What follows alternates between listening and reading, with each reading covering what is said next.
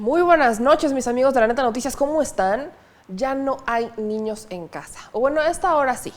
A esta hora sí ya hay niños en casa porque ya son las 9 de la noche, 9 en punto.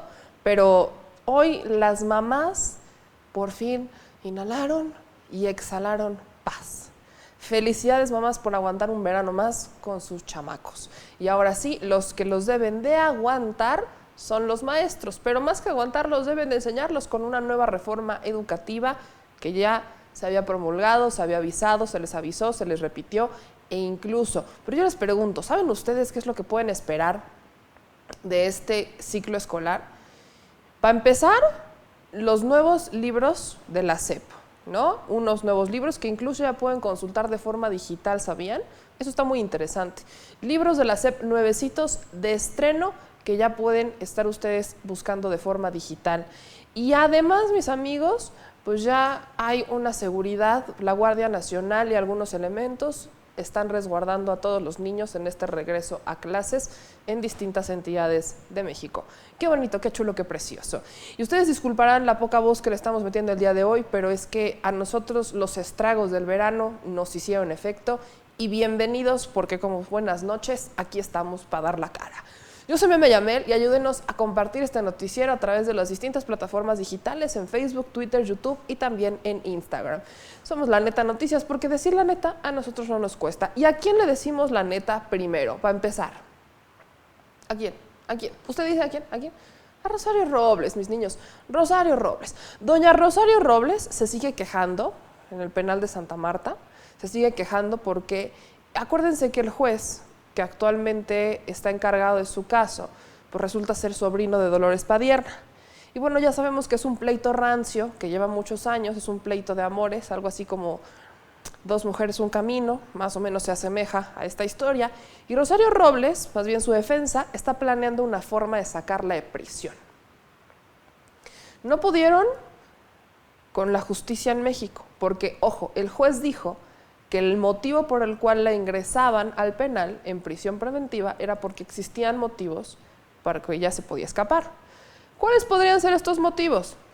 Pruebas tenemos para declararla culpable a diestra y siniestra, porque ella fue responsable de 2 dependencias gubernamentales en donde se dieron desvíos de dinero millonarios a través del esquema que conocemos como la estafa maestra.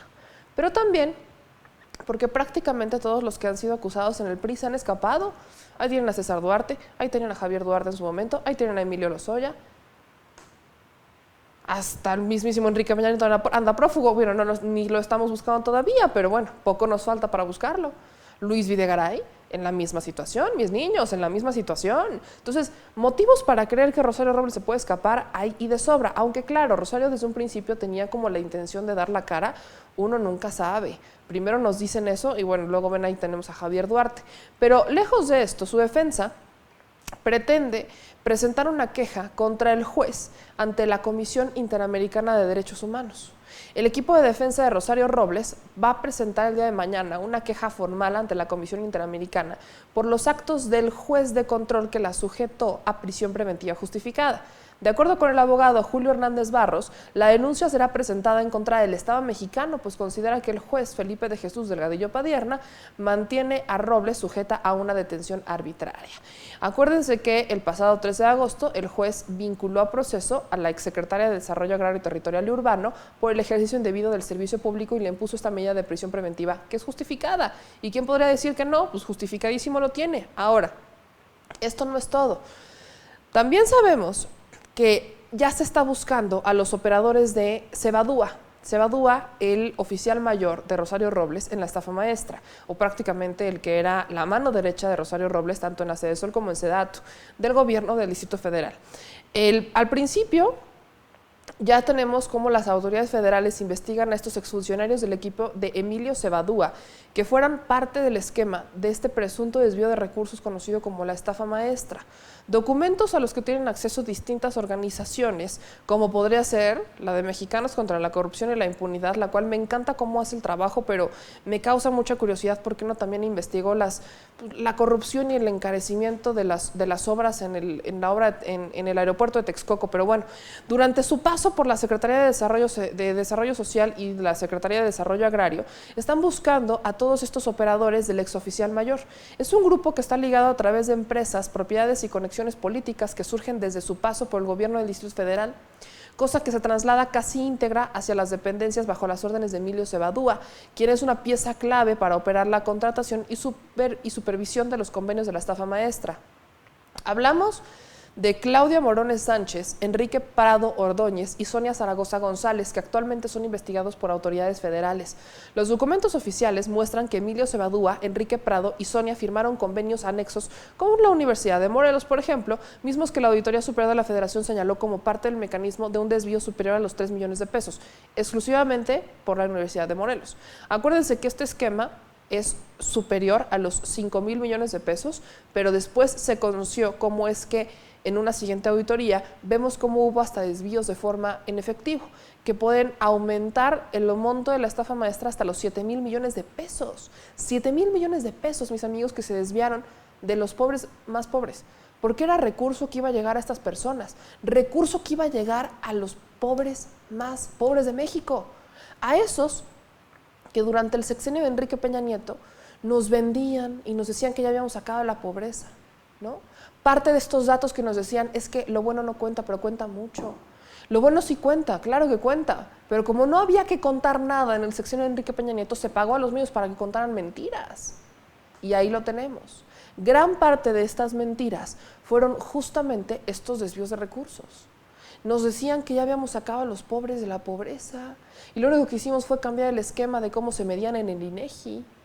Y eso sí, desviábamos los recursos a través de Sedesol y de Sedatu, a través de las universidades. Pero acá la gran pregunta es, ¿y en dónde están las universidades? ¿Por qué no se están investigando a las universidades? Bueno, según la auditoría, según David Colmenares, el auditor superior de la Federación, dice que sí se están investigando las universidades, que es más, hay investigaciones abiertas en contra de los rectores de estas universidades, en contra de las personas que firmaron estos recursos, porque ellos subcontrataron a otras empresas. Acuérdense que de eso se trata la estafa maestra, de un esquema de subcontratación múltiple prácticamente. Hicieron más bien mal uso de esta regla de adjudicación o más bien de invitación a 3 o más personas para poder subcontratar a tantas empresas como les fuera posible, para evadir la responsabilidad que se supone que es de ellos. Ojo, por eso hacemos estas preguntas, porque las universidades también deben de ser señaladas. La Universidad de Morelos, la Universidad del Estado de México, las televisoras y radiodifusoras estatales o locales, ellas también fueron parte de esta firma de convenios en donde Emilio Cebadúa, oficial mayor de Rosario Robles, mientras estaba en Sedesol y en Sedatu, era el que operaba esta red. Él ponía y disponía a diestra y siniestra. Y nos vienen aquí a decir ahora a nosotros que Rosario Robles es inocente, que Rosario Robles es una víctima. Señores, no nos quieran venir con mentiras, por favor. Hablamos de una mujer que estuvo en un cargo importante, en 2 cargos importantes, y que tenía pleno conocimiento de los desvíos. ¿Pudo haber firmado ella convenios o no? Se sabe que firmó uno nada más, por 60 millones, pero nada más, y fue con la Universidad del Estado de México. Pero de ahí en fuera, ella supo de este esquema de desvíos y no hizo nada para detenerlo. Esperaba que Enrique Peña Nieto le dijera cómo hacerlo. Enrique Peña Nieto no hizo nada. El exauditor de la Auditoría Superior de la Federación nos informa que él le avisa a Enrique Peña Nieto en una reunión de este esquema de desvíos. Y le dice, presidente, está pasando esto. ¿Y qué hizo Enrique? Tomar nota y no hizo nada más. A eso es a lo que nos estamos atañendo, señores. A un tomo nota y no hago nada más. Y eso no los hace menos culpables, porque evadieron su responsabilidad como servidores públicos y permitieron un desvío millonario de recursos. Así que si Rosario Robles está en prisión preventiva, lo merece, y también lo debe de merecer Luis Videgaray, Enrique Peña Nieto y otros funcionarios que siguen en libertad. ¿Gozan de impunidad? Esperemos que no. Y hablando de Enríquez Peñas Nietos, oigan, usted preguntará y yo me preguntaré, ¿cuántos corruptos podríamos nosotros nombrar o podríamos nosotros sacar del sexenio de Enrique Peña Nieto? Ya tenemos a Rosario Robles, ¿no? Tenemos a Emilio Lozoya, Luis Videgaray, que siempre nos hacemos la pregunta, ¿no? ¿Dónde está Luis Videgaray? Mi hermano era el secretario de Hacienda. Si al final hablamos de desvíos, Hacienda tiene que ver con todo. Hacienda sabía todo. ¿Dónde está el secretario de Hacienda? No hizo tampoco nada. Bueno, él está en el MIT. Eso es lo que nosotros, está en el MIT y hasta ahí sabemos, ¿no? Pero, ¿qué hay de los otros funcionarios de Enrique Peña Nieto? ¿Podría usted nombrar un funcionario? Probablemente tengamos un carpetazo. Pero actualmente hay uno nuevo. Y es un personaje de toda la confianza de Enrique Peña Nieto que actualmente es señalado por ser parte de una red de extorsión. Ojo con lo que les voy a contar, mis amigos. El titular de la Unidad de Inteligencia Financiera, Santiago Nieto, nos reveló que hay una red así, imagínense, una red choncha de extorsión que está presuntamente ligada y fue dirigida por el exconsejero jurídico de la presidencia de Enrique Peña Nieto. Qué bonito, ¿no? El exconsejero jurídico de Enrique Peña Nieto, mis niños. Chulada, maíz prieto, chulada. Hablamos de Humberto Castillejos, mis niños. Humberto es un caso que se suma a los procesos de Emilio Lozoya y al de Rosario Robles. Y aquí quiero que seamos bien puntuales, porque parece que todos los caminos nos dirigen a Enrique Peña Nieto. Pero ojo con lo que les digo, la pregunta siempre va a ser, ¿y en dónde está Luis Videgaray? Ahí les va la historia.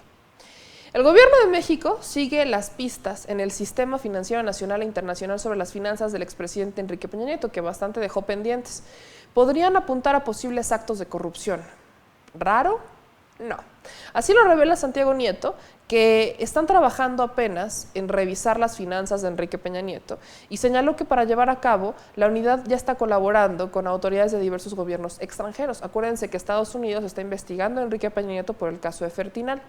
En el caso de, al cuestionarle sobre si está completo los expedientes, sobre esta fiscalización que le están haciendo a las cuentas de Peña Nieto, dijo que antes de que termine el año es cuando van a concluir con las investigaciones, no antes, y lo que se está haciendo es una construcción de abajo hacia arriba. Entonces, si ligas en un tema metodológico, a partir de ahí hay que armarlo. Santiago Nieto, que es el titular de esta unidad de inteligencia financiera, dijo que lamentablemente pues parece que hay un esquema que operó desde Los Pinos y desde la entonces Unidad de Inteligencia Financiera que él no presidía. Ahí les va. Castillejos fue considerado uno de los personajes más influyentes del gobierno federal. La unidad estuvo encabezada por Alberto Vaz. La Unidad de Inteligencia Financiera fue encabezada por Alberto Vaz desde enero de 2013 hasta 2018. Vaz fue nombrado titular del Centro de Investigación y Seguridad Nacional por Enrique Peña Nieto, el CISEN. El actual titular de la Unidad de Inteligencia Financiera señaló que hay un esquema de extorsión que presuntamente fue operado desde esta unidad, desde Vaz, que consistió en solicitar sobornos a 722 particulares y compañías, ¿sí? Así nada más, en donde había cuentas bancarias que les habían sido congeladas por la Unidad de Inteligencia Financiera entre 2014 y 2018. Además, dicho que esas cuentas habían sido congeladas bajo presuntas investigaciones por lavado de dinero. Los sobornos presuntamente se dieron y fueron cobrados por al menos 5 despachos jurídicos ligados a Castillejos, a Humberto Castillejos. Y aquí les va la historia. Resulta, para no hacérselas tan entremañada, que Vaz, titular de la Unidad de Inteligencia Financiera con Enrique Peña Nieto, congelaba estas cuentas y entonces, pues, para descongelarlas, sobornaban a estas empresas y los empresarios o las personas estaban ligadas, pues empezaban a hacer los depósitos o empezaban a pagar a través de las cuentas, a través de despachos jurídicos ligados a Humberto Castillejos. Así es como operaban estos sobornos. Qué chulo, ¿no? Qué bonito, qué precioso. Y fíjense que lo que también nos dice Santiago Nieto es que Humberto Castillejos operaba toda una serie de despachos. Todos esos despachos se encargaban de defender a las personas en contra de la Unidad de Inteligencia Financiera. Y esto es lo que hay informantes que ya le comunicaron a Santiago Nieto, que estos despachos cercanos a Los Pinos los buscaban y ¿qué es lo que hacían? No es que fuera la Unidad de Inteligencia Financiera a extorsionarlos, sino que ellos ya saben, la Unidad de Inteligencia Financiera les pasaba los clientes, ¿no? Estas son las personas que tienen las cuentas bloqueadas. Les pasaban a los clientes, la Unidad de Inteligencia Financiera hacía una muy buena chamba pasando la información y estos despachos jurídicos operados por Humberto Castillejos buscaban a los clientes para defenderlos de la Unidad de Inteligencia Financiera y ahí cobraban los sobornos, mijo. Y entonces, como había una relación directa entre el despacho y la unidad de inteligencia financiera, se desbloqueaban las cuentas.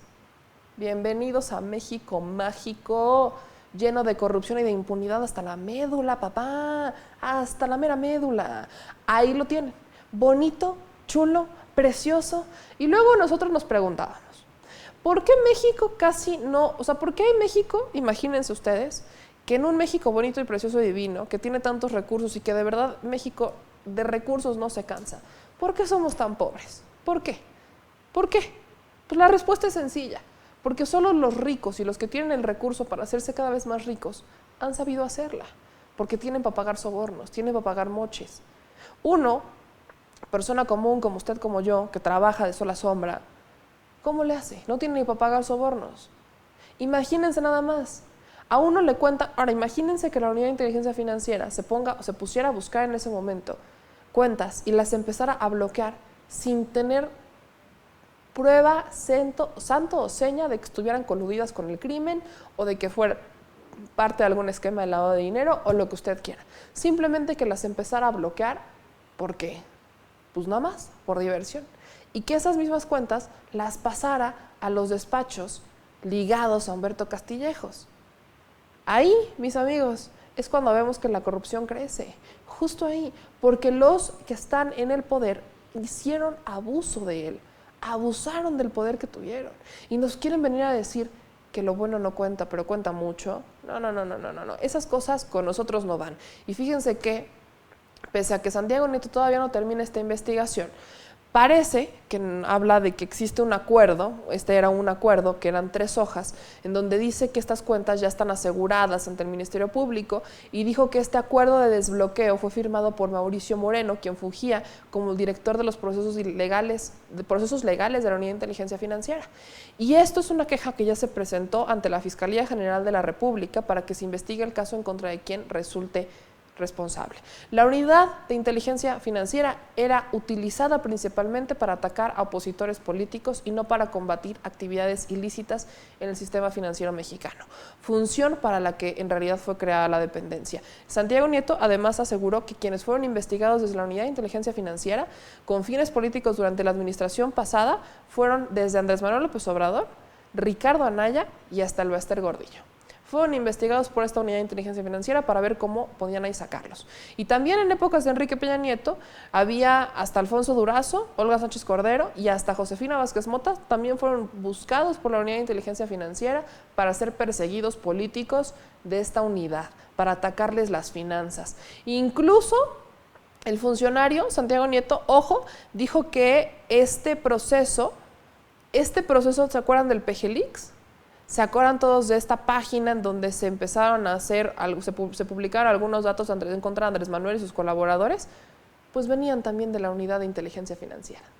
Sí, ahí como lo escuchan. Desde la unidad de inteligencia financiera es desde donde se empezaron a cosechar todos estos regalitos financiados en contra de presos políticos, en contra de los combatientes, en contra de cualquiera que estuviera en contra de Enrique Peña Nieto. México mágico, lleno de corrupción desde sus entrañas. Ahí lo tienen, no diga que no se le dijo, porque se le dijo y se le avisó. Y ya para cerrar, ¿no? Ya para cerrar con broche de oro, para ponerle la cereza del pastel a este su bonito noticiero de las 9 de la noche, Carlos Loret de Mola. Por acá lo sacan de Televisa, ¿no? Por aquí lo sacan. Y por acá lanza su primer spot, pero para criticar a Andrés Manuel. A ver, está bien la crítica, como yo siempre se le he dicho. Está bien que uno critique, no todos tenemos que pensar igual, no todos tenemos que apoyar a Andrés Manuel, no. Está bien criticar, hay que hacerlo. Bienvenida la crítica, abono a la crítica. Pero, ¿es necesaria? ¿Tan así? Eso no es crítica, eso es más como seguirle el discurso a un expresidente por ahí que anda más de lo que nos quisiéramos imaginar. Vean ustedes y después juzguemos claramente el spot de Loret de Mola. No es para presumir, pero la economía está estancada. El crecimiento durante el último trimestre fue 0. No ha subido la inversión, no ha subido la confianza, no ha subido el consumo, no ha subido la actividad industrial. Lo que sí ha subido es el desempleo. 70,000 empleos se han perdido nomás en lo que va del sexenio. Y a la gente más humilde le quitaron lo poquito que les daban antes y los nuevos no les han dado lo que les prometieron. Por algo renunció el secretario de Hacienda. Quedó como spot, ¿no? Échenle un ojo a mi columna. Qué chulo, ¿no? Qué precioso. Fíjense que a través de redes sociales, en su Instagram Stories, es cuando Loret de Mola saca este spot en contra de pues, el primer informe de gobierno de Andrés Manuel López Obrador, ¿no? Utilizó las mismas frases de Andrés Manuel, ¿no? No es para presumir, ya saben, en un tono muy irónico, muy al estilo Loret de Mola, diciendo que estamos en un problema económico, que no hay avance económico, que no hay inversión, bla, bla, bla, bla, bla, bla, bla. Ok, va. Bueno. Andrés Manuel López Obrador ya se los había explicado, pero muchos no lo entendieron y se los explico yo. En las administraciones pasadas nos encantaba que México tuviera una fachada, porque así es una fachada de crecimiento. Nada más. Pero, ¿qué es el crecimiento sin el desarrollo? Ahí está el detalle. El crecimiento sin desarrollo no es nada. Y es que me encanta cómo muchos quieren atacar esta parte, pero no entienden que para lograr un crecimiento y un desarrollo, primero tienes que asentar las bases de un México libre de corrupción. Muchas calificadoras lo han dicho y utilizo mismo las mismas palabras de las calificadoras. Si México no tuviera el factor corrupción, crecería más. ¿Qué es lo que estamos haciendo? Limpiar la casa. Limpiar la casa nos cuesta sacrificios, tiempo, dinero y esfuerzo. Limpiar la casa no es para nada fácil. Limpiar la casa es algo tedioso, pero cuando uno limpia la casa, logras poder asentar las bases para que tengas ya un crecimiento libre y un desarrollo sustentable y sostenible. ¿Qué es lo que pasa con el desarrollo, mis niños? Fácil y sencillo. Cuando hay desarrollo, las personas que menos tienen son capaces de tener más. El crecimiento se estancaba únicamente en los que más tenían. Y por eso nosotros veíamos a los ricos hacerse más ricos y a los pobres hacerse más pobres. Los ricos crecían y ellos generaban la riqueza. Y entre ellos generaban la riqueza y generaban la riqueza y la riqueza y la riqueza y pues las remesas nos ayudaban, ¿no? Y lo que usted quiera, pero ¿y el desarrollo? Para pintar un desarrollo, pues en el sexenio de Enrique Peña Nieto decidieron cambiar las medidas, decidieron cambiar la forma en la que se medía la pobreza en el INEGI. Y así sacamos a los pobres de la pobreza. Pero eso no quiere decir que de verdad les hayamos dado más oportunidades. Eso quiere decir que nada más pues, les cambiamos el título. Lamentablemente es complicado y es tardado lograr lo que estamos haciendo. Y lo que estamos haciendo es buscar un desarrollo. Y es lo que decía Andrés Manuel López Obrador la semana pasada. Sí, yo sé que les preocupa el crecimiento, pero a mí me preocupa más el desarrollo. Porque cuando hay desarrollo, quiere decir que si ahorita tenemos a 50 personas que generan riqueza, teniendo desarrollo no vamos a tener 50, vamos a tener 100. Y el próximo año 150, y luego 200, y así. Porque vamos a tener más personas capaces de generar riqueza. México tiene fuga de talentos. Hay empresas en México que prefieren contratar gente del extranjero que contratar mexicanos. Mexicanos se van al extranjero porque tienen mejores oportunidades laborales. Todavía no somos capaces de mejorar las condiciones en las que nuestros propios mexicanos pueden desarrollarse y crecer en nuestro país. Así que, no, Loret de Mola, no confundas, no quieran confundir a la gente. Me encanta porque siempre quieren confundir a la gente con estos términos y por ahí no va. Una cosa es crecimiento y otra cosa es desarrollo. Y si ustedes, que por supuesto están enojados porque ya no tienen la misma lana que antes, ¿no? Ya no les pagan lo mismo de antes o hasta los terminan corriendo de sus chambas, pues lamentablemente así es como debería de ser, porque pues, se lo ganaron. Así es la cosa. Y pues, despierta, Loret, despierta. Mis amigos, yo soy Meme Yamel y nos vemos mañana a las 9 de la noche. Síganos en todas las redes sociales, nos vemos en La Neta Noticias, en Facebook, Twitter, YouTube y en Instagram. Aquí abajo aparecen las redes sociales, suscríbanse. Si nos ven por La Neta Noticias en YouTube, denle todas las manitas arriba, estamos a punto de llegar a los 100,000. Si nos ayudan a llegar a los 100,000, vamos a hacer una transmisión especial, va a ser un reventón, un sano reventón, pero sano reventón con el que vamos a llegar, pero usted no se lo imagina, sano reventón con el que vamos a llegar a los 100,000. Así que ayúdenos con todas las manitas arriba, a suscribirse y todas las manitas aquí arriba y comentarios aquí abajo. Síganme en mis redes sociales como @memeyamelca, también me encuentran en todas las plataformas digitales y por supuesto en Acústica Televisión. No la vayan a cambiar porque nos vemos en este canal, 160 de Total Play y 79 de Easy. Nos vemos mañana. Adiós.